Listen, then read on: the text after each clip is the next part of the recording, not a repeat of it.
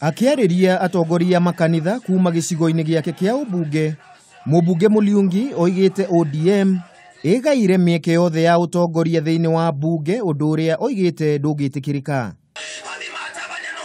Mulyungi oigite kiama kĩa Wiper gĩtigwĩtĩkĩria ODM ĩthiĩ na mbere kũhinyĩrĩria ciama ingĩ thĩinĩ wa NASA tondũ ciothe nĩ ciganaine.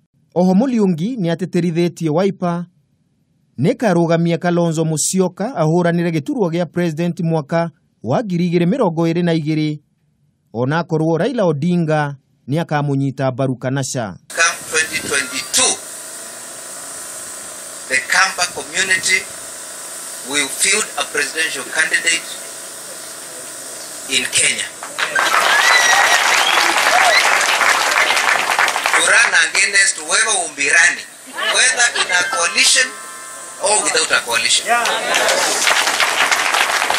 And since we know Ruto will be running, we want to tell Ruto to wait for us. In 2022.